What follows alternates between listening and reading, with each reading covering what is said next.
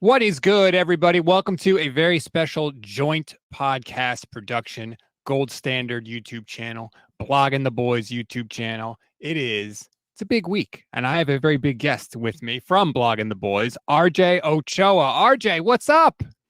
I thought we were closer than that. I thought, if I had done the hosting, I would have introduced you as my good friend, my great friend, one of my best friends, instead of the gold standard stuff, whatever. Company man, I guess you are, but I'm doing great other than having my feelings hurt a little bit right now. There are no friendships this week, RJ. It's Niners, Cowboys. Forget the friendships. Forget everything. This is war. You're a little bit more aggressive than I am this week. I saw one of your cute little TikToks where you were poking at Dak Prescott. I actually am sad for you because I know what this is like. We're coming in tails tucked. There's a lot of humility on this side of things. Yes. So there isn't, I think the energy you crave will probably be met when the 49ers play the Eagles, because I don't know if you guys know this or not, but they think it's stupid that you complained that you didn't have a quarterback for the most important game of your season. So yeah, but them complaining about the grass in the Super Bowl is totally, that's totally fair. Well, actually, my favorite spin on that, by the way, and I guess now that I'm on the Gold Standard Network, I have a chance to gain some followers here. I thought it was so dumb how Eagles fans warped Brock Purdy getting hurt as to a strength of their team. They were like, oh, well, that's just Kyle Shanahan's fault for trying to block Hassan Reddick with a tight end. This is a natural result of skill, which is not at all what the case is with regards to the field. Again, the goalposts have moved all over the place here, but I'm well accustomed to that when it comes to Eagles fans, given the team that I root for and support. All right, stop trying to cozy up to me and to Niner fans. Look, you mentioned it, so I want to start there. There is a lot of flowers being handed out by the Cowboys to the 49ers. Jerry Jones said the win would be, quote, inspiring. He said that we're measuring ourselves by this. I mean, he has laid it out there. And I almost wonder, are the Cowboys going into this with the wrong approach? Are they too deferential to the 49ers? Because I feel like if the Niners get up by a couple scores in the first quarter, I feel like they're almost going to be like, well, I guess we don't measure up. I mean, there's a big risk. I myself have found it interesting how the Cowboys have been really frank about things this week, because the alternative approach would be, oh, it's just another game. Yeah, they beat us in the playoffs the last 2 years, but this one counts just as much the same as the Cardinals game we lost 2 weeks ago, whatever the case may be. But, look, Mike McCarthy, who you love, has tried to make these Cowboys in the image of this team. I mean, it's more than just that the Niners have ended the last 2 seasons for the Cowboys. It's that they've run them over. After the 2021 wildcard round, the Cowboys were accused of being soft and not being physical and tough enough. And you will recall that they blamed officials a lot. A lot of that came from Mike McCarthy towards the tail end of that season. Actually, when they lost to the Cardinals, remember the great Cardinals that only squeaked out one win against the Cowboys in December. And then they got a little bit tougher. They got a little bit more kind of hardened. And I think last season was really impressive. And they survived, obviously, being without Dak for 5 games. But it still wasn't enough. And it's not just, oh, man, it's the Niners or it's Kyle Shanahan. It's different defensive minds. It's different defensive players. It's not just Debo. It's Brandon Ayuk. It's George Kittle. It's not just even the talent. It's sometimes bad luck. I mean, it all goes to crap when they play this team. And they have kind of set out to win the Super Bowl, obviously, this season, much like everybody. And they know that this is the look. Patrick Mahomes is the best quarterback in the NFL. There are other teams who have, really great things and the best this or that. The best team, top to bottom, the best roster, the best offensive play caller, all of those things belong to the San Francisco 49ers. I don't know if you remember this. Everybody remembers how Mike McCarthy fessed up to not watching every game from 2019 in his introductory press conference. He was asked during that same press conference, who has impressed you the most in the season you've been out? He said Kyle Shanahan and the San Francisco 49ers, obviously the 19 team. I don't mean to say they look up to the Niners, but they know this is how this is truly, quite literally in this case, the gold standard. I mean, this is how we know we are able to prove. I think they believe they have to prove to themselves that they can hang with this team because they haven't just lost. It has never really been a contest, despite what the scoreboard ultimately said at the end of these 2 playoff games. So what's different? Because there's a lot of Niner fans saying, Dak is still there. You guys basically have the same team. We're going to come in. It's going to be just like it has been.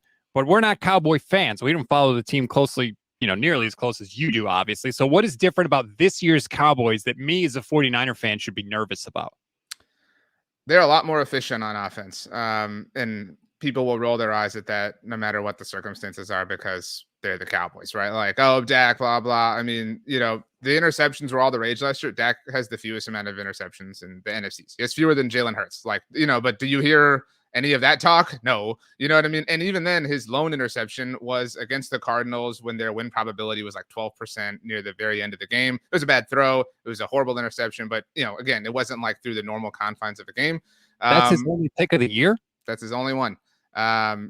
And he has taken all of the low-hanging fruit. Again, your Mike McCarthy affection notwithstanding, this West Coast, Texas coast offense that they have adopted has really been productive. They've had issues in the red zone that is well documented, but it is all about the low-hanging fruit. Dak's ADOT, his average depth of target, is the lowest it's ever been in his NFL career. Granted, we're only 4 games into the season, but because they're taking all that underneath stuff, he's getting the ball out really quickly. People are concerned because Brandon Cooks hasn't had 5 80-yard touchdowns right now, but they haven't needed that. Like they just, that hasn't been their game, and they obviously lost to the Cardinals, but their other 3 games were big time blowouts where they were able to be a little bit more conservative.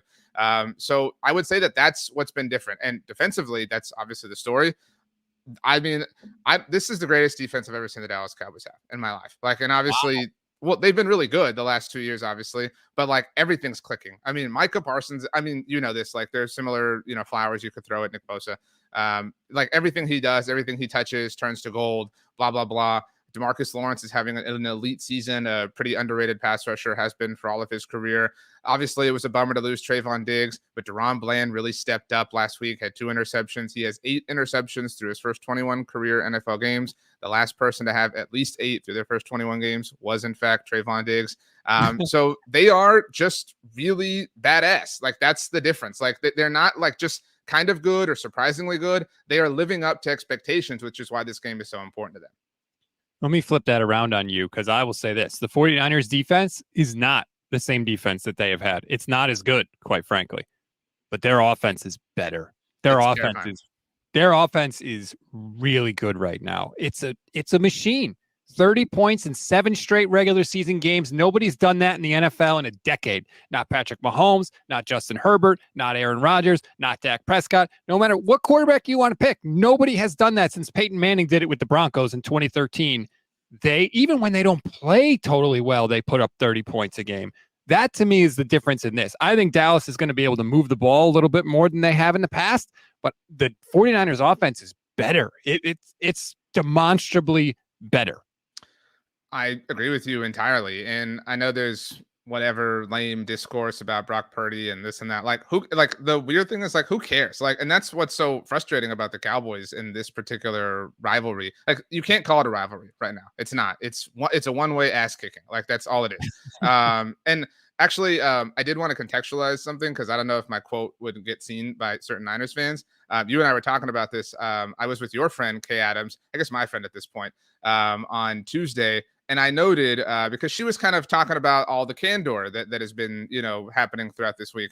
And I said, look, here's the thing. The Niners are the measuring stick for the Cowboys. They don't view the Eagles as a threat. And I wasn't speaking for any Cowboys player, but the Cowboys kind of own the Eagles, kind of own to, it being somewhat of a 500 proposition. It's better than that for them. I mean, Dak Prescott is 7-3 in his last 10 games against the Eagles. So they don't view that as we have to prove ourselves against them because they've done that, many different times over. But this is different.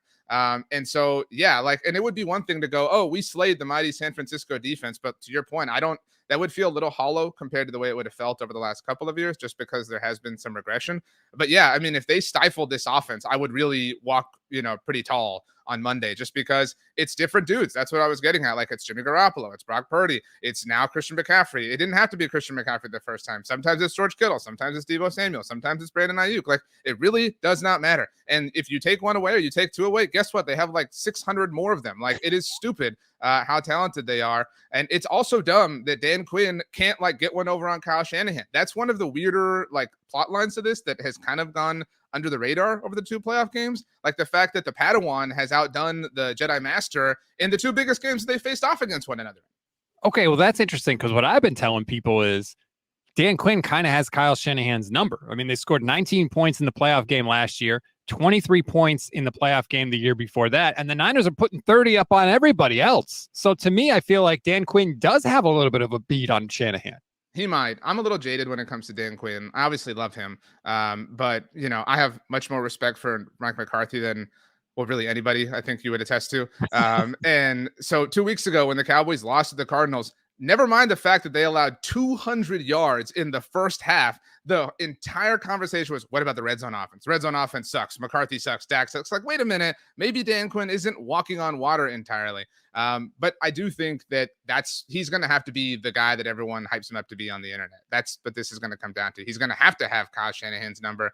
And some of it is up to Dan Quinn. Some of it is up to Micah Parsons. We do a roundtable, which at Bloggin the Boys every week. And we kind of agreed that the non-Dak or McCarthy person with the most pressure this week is Micah. Micah has earned the right to talk about whatever he wants for forever, really, at this point. But Micah loves to talk about how he's the lion, how he lives for big moments, how he lives for big games, how he wants to be this, how he wants to be that. Okay, man, go do it. Go kick their ass. Like, go shut down this offense that Stats just hyped up. Not even hyped up, like just talked about objective data with. I mean, like go do that. But it's going to be up to Micah Parsons. Stephon Gilmore has kind of been a little bit on shaky ground. Look, he was not traded for to be the team's premier cornerback. Obviously, the Trayvon Diggs injury changed the calculus. That's probably our biggest concern, I would say, as far as like influential positions or points that could be pressed upon. One of our staffers, Tony Catalina, made this point. The play action game is so great for San Francisco. I'm terrified that Stephon Gilmore is just going to be a step slow, and that's too much for Brandon Ayuk to get him with. And that's really, I think, where this game is going to be won or lost. Ayuk is, I'll just put it simply, he's played 3 games this year. He set his career high in receiving yards twice. He's at another level right now. It's unbelievable. 3 times. What a loser. Yeah. Let's go through this, and I want you to give me your first blush answer and be totally honest. And if we disagree, we disagree. The best quarterback on the field on Sunday night is who? It's Dak. I mean, and I don't the jury is still out on Brock. And I don't mean to say Brock is purely a beneficiary of Kyle Shanahan.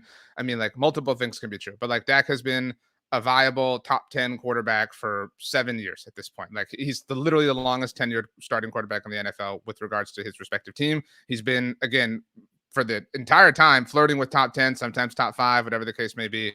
The sample size is still too small for Brock, but that, again, is not to take away from him in any capacity. If you want to give it the edge to Dak because of career longevity, that I get that, and I'm on board with that. But I will say this. For years with the 49ers, it has always been, hey, we've got the 5 best guys on the field except at quarterback. And I don't know that that's the case right now. Whereas before, there was no question. Jimmy Garoppolo or Dak Prescott? Dak. Easy answer. Now, I don't know. That's the most encouraging thing to me. But if you want to say Dak, okay. The best running back on the field on Sunday. I don't know this is a question. Christian McCaffrey is the best running back in the NFL. You win that argument every week. You know what I mean? So he's in the MVP conversation. He's absurd. Best receiver on the field. I think it's CeeDee Lamb. I mean, Ayuk is great, Debo's great, but CD has really entered a different alpha territory. The same CeeDee Lamb who John Lynch once mentioned after the 2020 NFL draft that the 49ers really, really, really wanted and coveted, although settling for Brandon Ayuk, not exactly looking like a poor decision at this point. Well, they also could have drafted CeeDee Lamb and chose not to. Don't forget the Niners had 2 first-round picks that year, and they didn't take CeeDee Lamb, and they ended up taking Ayuk later. I will give it to Lamb again because of the longevity thing. I think Ayuk right now he's at that level, but he's only done it for 3 games. So I think it's fair to say CeeDee Lamb. The best offensive lineman on the field.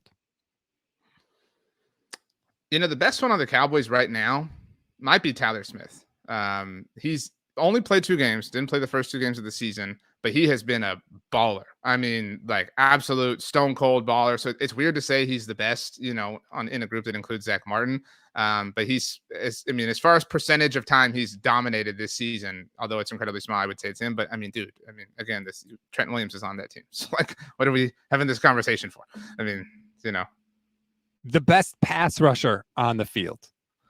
This is probably the closest debate, and shout out to my horrible tweet that I had to send last year, which it's not close. So it's Parsons. It's Oh, Parsons. okay. Well, so it was close. Like this was you and I used to have this debate. Sorry, I got an alert on my phone. That was crazy. We used Oh to man. have this debate, you and I, Oh, right? now And I got the alert. What's yeah, happening? I don't Oh, know. it's a I didn't look. test. It's a Oh, test okay. of the Oh, National Weather Service.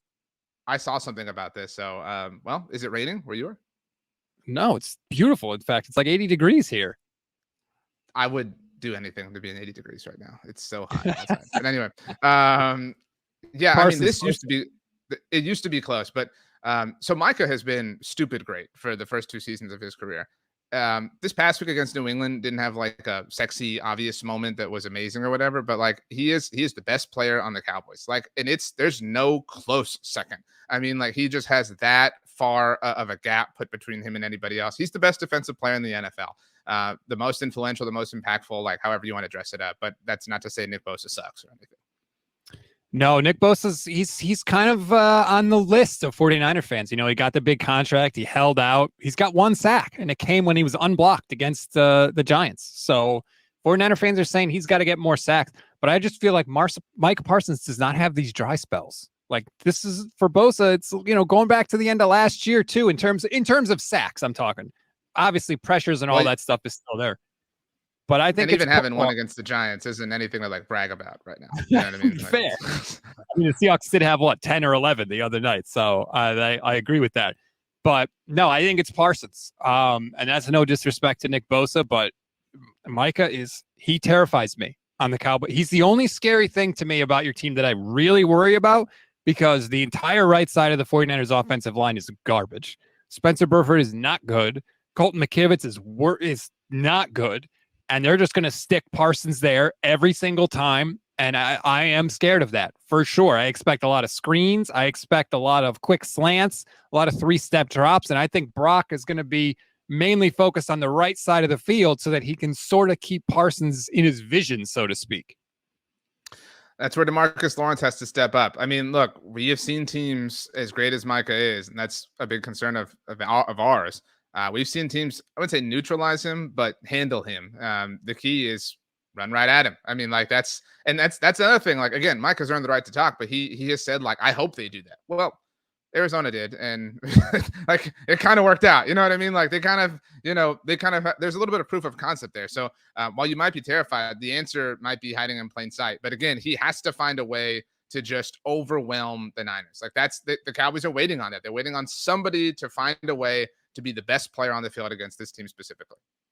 So I have been sort of mentioning this. I don't know how much it really matters, but I love the fact that when the Niners were preparing to play the Cardinals, the team the Cardinals had just played was the Cowboys, because I felt like it was almost like double the Cardinals and see what they do. But then you also get to see how the Cardinals ran so well against Micah and against the Cowboys. What happened in that game? How the hell did the Cardinals run for 200 yards? I mean, they ran right at Micah. And I mean, there are dumb extenuating circumstances like the field that some people wanted to blame. I don't think we have a right after we made fun of Eagles fans, like, to the point. So like I didn't blame the field. I do think there's something to the fact that, the Trayvon Diggs thing had happened like 72 hours prior. I mean, again, and I think, I think you would agree the Cardinals are a little bit spunkier than we would have thought at the beginning of the regular season. I think there is an effect to, when the Cowboys come to town, there's a lot of eyes on you, there's a lot of attention, whatever. Like, again, all these are like extenuating circumstances, but the Cowboys were pretty overconfident. I mean, I said this in the Kay Adams clip that I talked about with you.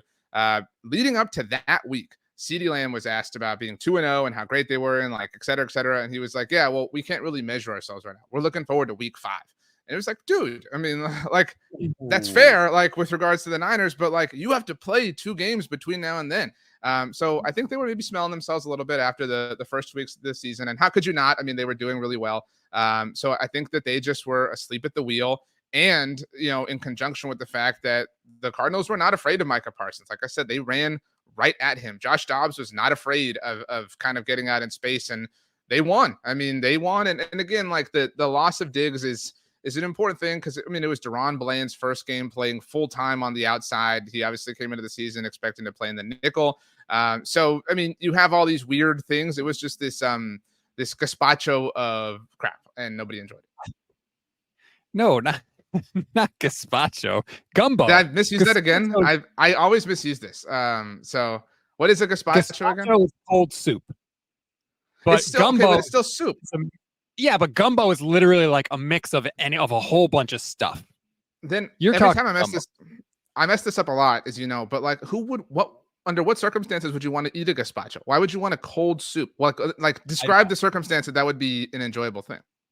I have no idea. I would have never tasted it, and I don't ever plan on it. I feel like I'm dominating the conversation though, and I know this is going to be on your Bloggin the Boys YouTube channel. So please, like, what do you want to know from me? I want to know if you think it's lame or if you feel respected with the way the Cowboys are talking about the Niners. Because I mentioned this. I told our guys, like, if the Eagles were saying this about the Cowboys, which they should, but if they were, we would be laughing. Like, we would be like, oh, this is silly. Like, come on, guys, like, get it together. You know what I mean? Like, kind of like, handling it the way you do with your little TikTok, like I said. I don't like it. I think it's sort of low-key genius by the Cowboys. Like, I want them to be a little like, we got you, because I almost feel like the Niners are going to be, feeling themselves going into this game. Like, maybe the Niners would be a little too, look what they're saying about us. They don't even think that they could beat us. Why should we take them seriously? So I don't love it. Although there's two matchups, not really matchups, but there's two areas I think have juice. I think the Micah Bosa thing is real. I think Bosa and Micah, like, they talk, right? Micah already said, like, hey, dude, I'm coming for your Defensive Player of the Year trophy this year. So I think Bosa, especially with the slow start he's had to the season, is going to have a little extra juice. And I do think there's juice between Ayuk and CeeDee Lamb.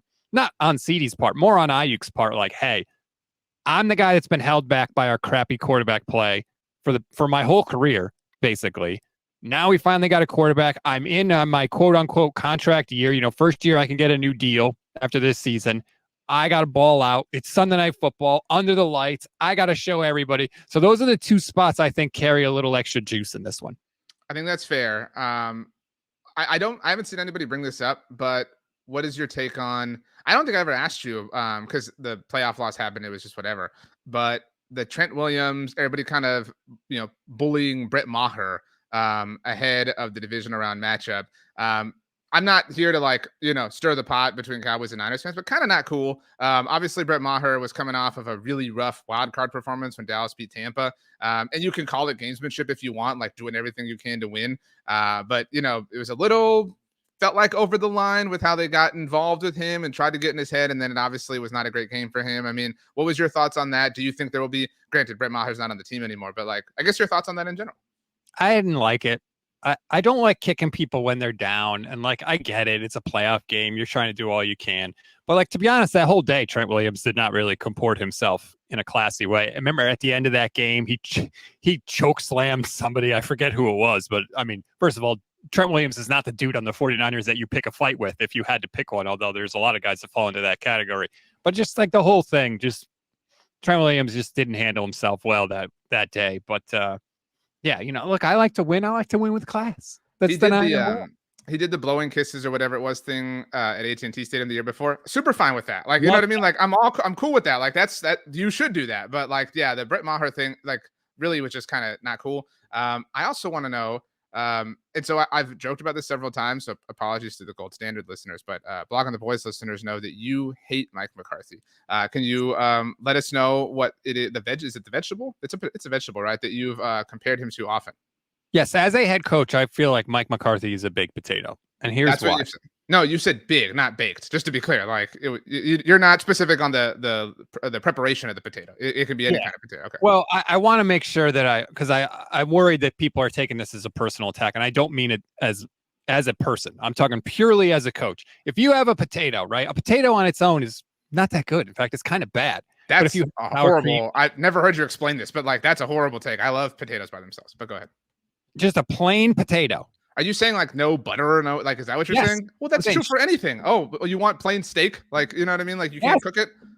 Well, you have to cook it, but I'm just saying. Okay, well, no, I mean, that's, silly then. You can't, the analogy is falling apart, but you can continue. Baked potato with nothing else. Just a plain baked potato is not good. You need salt, pepper, chives, sour cream, bacon, cheese, all that stuff. And then it's really good, right? If Mike McCarthy has Aaron Rodgers and Dak Prescott and Tony Pollard and this incredible system around him, yeah, he can do pretty good. But when it's nut cutting time and it's got to come down to McCarthy and the team being buttoned up on the details, he ain't it. He never is. And we've seen it, especially in this matchup. Back-to-back years, at the end of the game, Mike McCarthy did not have his team buttoned up on the details.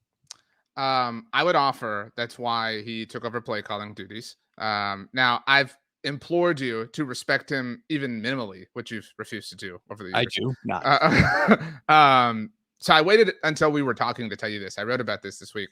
The Cowboys are 3-1, and I don't mean to like find like the cutesy little whatever just to prove my point, but they're 3-1.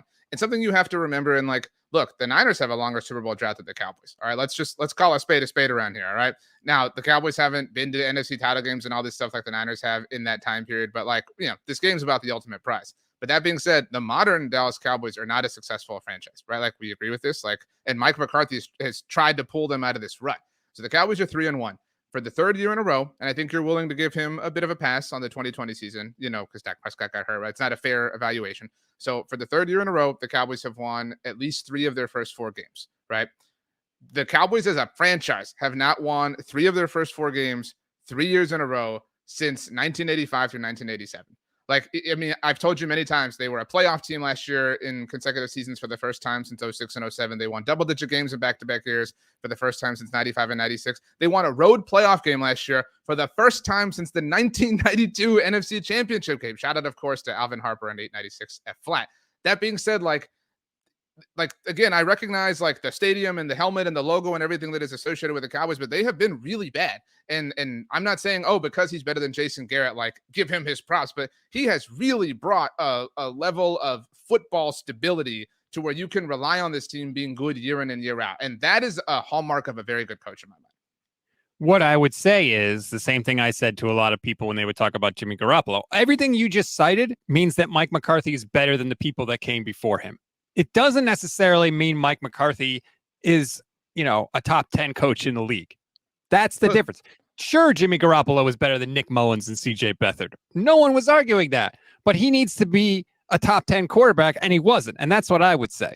So then my question, because this comes up a lot with regards to arguing with people on the internet. If it's not Mike McCarthy who's responsible for this run of Cowboys success, who is it? And who is like a top 5 or whatever? Like, and it can't just be Micah Parsons. You know what I mean? Like what is the top 5 thing that is driving them to continually be, you know, in the mix? Like, because it can't be continually in the mix just by accident. You know what I mean? Like, so if it's not the head coach, like what is? I would give it to Dak, and I would give it to the Cowboys front office. There's a lot of really good players on this roster, like a lot of them. And that doesn't happen by accident. You know, so to me, that if you're asking me who gets the biggest piece of credit, that's who I would give it to. Wow. So then what would have to happen on Sunday for you to go, damn, I have to message RJ and say that Mike, this potato on its own, rather delicious. I'd like to see them just be buttoned up on stuff. Just play good situational football, manage the clock well. And like nothing that's going to happen is going to totally change my opinion because it's only one game, but it would go a little far. Like even last year at the end of that game, the Cowboys players not knowing you got to go forward when you get out of bounds for the clock to stop. Charvarius Ward knew it. As soon as he tackled Schultz, he pointed to the ref that he was going backwards in the wrong direction, and the ref ran the clock. The Cowboys didn't know that stuff, right? They didn't know you have to hand the ball to the official at the end of the game, that you can't spot the football themselves. And what did we hear afterwards from Dallas? Well, we practice that all the time. Well, guess what? You've been practicing it wrong. So, like, that's what I mean. So playing sound, being buttoned up would cause an increase of McCarthy's stock in your book. Yes.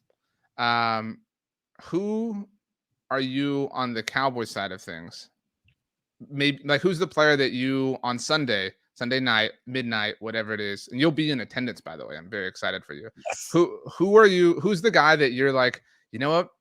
Presuming a Cowboys win, that you'll be like, damn, like how did we not see this? Like this dude was hiding in plain sight. We didn't even talk about him. We didn't like who's the guy that you Bear hasn't seen you in a long time either. Who's that dude?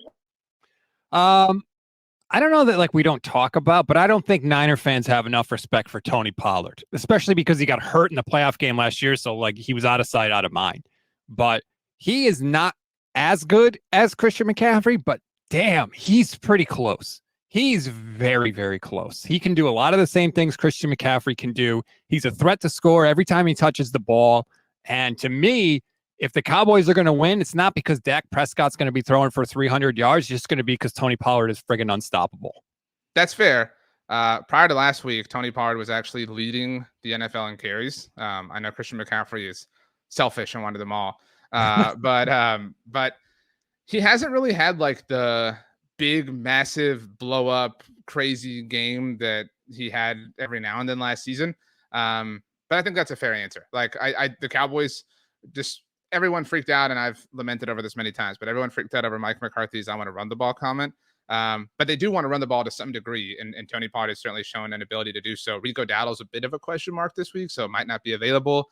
Cowboys don't necessarily trust Deuce Vaughn in pass protection, so could be a big Tony Pollard day. Who's that dude on the Niners? Like the dude that we're like the non-Brandon Ayuk or Christian McCaffrey or George Kittle? Like who's the dude that we're just like not paying any attention to that could be the difference maker on the San Francisco side?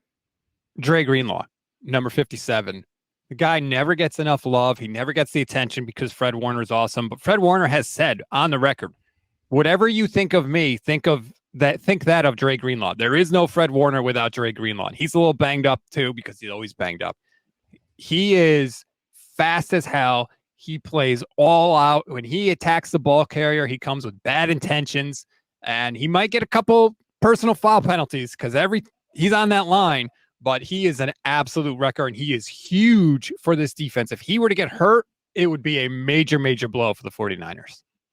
My last one is, and I think the answer is like low, but how devastating would a loss be? Because again, if the shoe were on the other foot and the other team were like, oh, we really respect this team, blah, blah, and then like my team lost, it'd be like, well, they really wanted it. So like, and they're pretty good. So like it happens. Like we're 4-1. Oh crap, the sky is falling. It would hurt because it's an NFC loss and because I think it's Niners, Cowboys, Eagles competing for that first round bye, and to have a loss in the head-to-head tiebreaker that would be horrible. But like you said, yeah, they'd be 4-1. I thought there was a realistic chance they could be 4-1 at that point anyway in the season. So it wouldn't be devastating, but it would hurt because of those tiebreaker implications. I just realized it would be sweet poetry for your entire NFL game viewing experience to be a 100% loss record against Mike McCarthy's Dallas Cowboys. That would be incredible. Like, would it not be like a great, that's pretty scripted if you ask me. There is a realistic chance that I fly 3,000 miles across the country to watch the 49ers lose to the head coach that I have given zero credit for his entire career. That there would be some poetic justice there. After he was like really respectful to the team as well. Like it would just be, I'm obviously rooting for this, but now I'm rooting for it even more. Is there any chance, I think I know the answer to this question, but is there any chance McCarthy wants to give a little FU to the Niners and works up some sort of play where Trey Lance is in there for any duty in any way?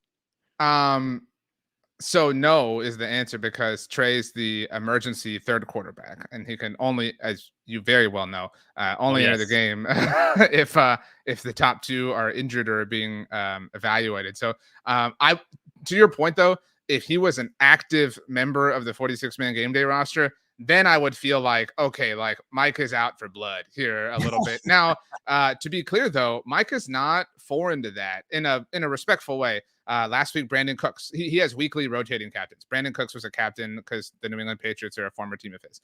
So he'll do kind of stuff like that, like the Jeff Fisher, RG3 draft haul, they were the captains right for the St. Louis Rams when they met Washington. So, yeah. So like he's certainly prone to stuff like that. But he's incredibly respectful. Like he's not, out to be a jerk or be embarrassing. Which I don't think he gets enough credit for either. Like he's a really charming person if you are willing to give him a chance. And he's very intentional about all of this. Like he's very, very purposeful. It's very clear, which is why the Cowboys are speaking with such deference for the Niners, that Mike has spent almost every day since losing to them in San Francisco, figuring out how to never let that happen again. I mean, he took over play calling. He has done all sorts of things. The Cowboys have made all sorts of trades. They have really kind of changed their overall team building philosophy in the last year. And they really want this. I mean, and so I don't think Mike is that dude. He's not a run up the score guy. He just wants to get in, get the dub, get home, and get some respect from his buddy Stats. Who do the Cowboys play next week? They play on primetime again. They visit the Los Angeles Chargers on Monday Night Football, and then they're on their bye after that. The Chargers, who are on their bye currently, by the way. So, regardless of how this Niners game turns out, I would be worried about that Chargers game as a letdown game, just because, I mean, the Cowboys have literally told you this means more than just a regular season game. What I would offer in response to that is, if you need some sort of narrative or bulletin board material, whether it's public or just within the walls of the Star, that's Dan Quinn versus Kellen Moore. So that's like, oh, okay, now it's time to prove why we left this dude, whatever, blah, blah, blah. But it also, I mean, you and I make this point all the time. Like, if you're like when San Francisco lost to Miami last year, or when they beat Miami or whatever it was, we're always like, if you're going to lose to the AFC. I mean, sorry, I got that flipped, but like, if you're going to lose games, like lose those ones. So like, if I mean, beyond the narrative of it all, if Cowboys fans could have one of the next two, it's this one. Like they really, like you said, like not just, a win, but like to have the head-to-head tiebreaker. That is a really massive thing. And they spent all of last season chasing the Eagles because, the Eagles were so great and had just a numerical advantage over them. And they did what they could when they played them on Christmas Eve and beat them, obviously. But like when you are behind the 8-ball on the tiebreaker, it's a very difficult thing, unless, of course, the Seattle Mariners show up to save you as the Houston Astros. So thank you, Stats. I hadn't had a chance to thank you in person. I love you with all my heart and soul. Yeah, my Mariners helped out your Astros to win the American League West. Oh, God.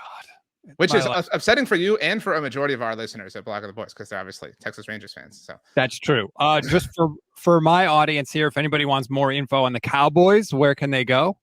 RJ Ochoa is kind of a hub for everything I do on Twitter and Instagram and Threads. The joke that I make all the time is that some jerk had that on TikTok, so I had to go with RJ.Ochoa. So yeah, I don't have a cool name like Stats on Fire, like Stats does, but that's where I'm accessible. But yeah, it's weird because like anytime these two teams meet, it is like, oh, the rivalry or whatever. Like I said, like this is not a rivalry right now, like the modern version of it. This is a one-way thing. Like, and if I had to put like a face on it, it's Kyle Shanahan. Like that's the hill that the Cowboys have to be able to get over, and they can't. And he's kind of the modern godfather of offenses in the NFL, although maybe Mike McDaniel's better than him, speaking of Miami. But this is a big deal. Like, and at first I was really scared that the Cowboys were kind of saying that, but now I kind of love it. Like, and even if they lose, like my take on it, if they lose will be like, look, dude, they did what we did. Like they, you know what I mean? Their heart was in it. Like we get so mad when like players or whatever on professional sports teams don't care as much as we do. They care. Like that's so cool. Like they care as much as we do. That is one of the coolest things to happen this week. It's going to be so much fun. Thank you so much for the time, RJ. I miss you. I miss doing the show we used to do at SB Nation, the NFL show. Well, I say this all the time. There's no better host in general, not just Niners, not just the NFL, not just sports. I'm talking food, culture, politics, religion. Stats is the very, very best in the business. So for the Bloggin the Boys audience, I mentioned he is on Twitter at Stats on Fire, but plug away, please, Stats, for that side of things. No, thank you. I appreciate the kind words. I feel the same way about you, man. I would say good luck, but I don't mean it. Wow. See, like, again, I'm not going to do that. You know what I mean? Like, hold up. You didn't do your plugs. Again, the Bloggin the Boys people need your plugs. Stats That's on true. Fire. If you care about anything 49ers, I'm at Stats on Fire and all the socials. And the YouTube channel, of course, is the Gold Standard Network YouTube channel. Please, please, please check it out. Your support is greatly appreciated. Check it out and subscribe, even though it'll distort your algorithm a little bit. But do this next time you go to like a Best Buy or something, go to all the computers there and just go to YouTube and subscribe to the Gold Standard Network. Like that's the way that you should do it. My last question, Stats, and then we can leave. Who wins the World Series? Give me the matchup and the winner. I got to think it's the Braves. They're just so freaking good. Everybody on that team they're like the 49ers of baseball, where you just look at their roster and you're like, that's a great player. That's a great player. That's a great player. But I think out of the American League, I do give a little bit of love to the Astros. Like what have they been in the ALCS like 6 straight years or 5 out of 7? This would be 7. Yeah, They're 3 wins away from 7. So that's insane. Like that doesn't happen in baseball, especially because the sample size is so big. And I think that they're going to have a leg up on the Rays and the Rangers and the Twins, who just won their first playoff game in 18 tries. Like that experience is not meaningless. So I do give Houston kind of a little bit of an advantage. Well, if they meet Atlanta again, it'd be a rematch of what 21, the last Astros loss. Wow, I can't believe you didn't pick the Astros to win. How dare you? By the way, if it hasn't been said on the Gold Standard Network, congratulations on your 3rd fantasy baseball title in 4 years. An actual tried and true dynasty, unlike the Niners of the 80s, but actually like the Cowboys of the 90s. Oh, that's how we're ending it, you jerk.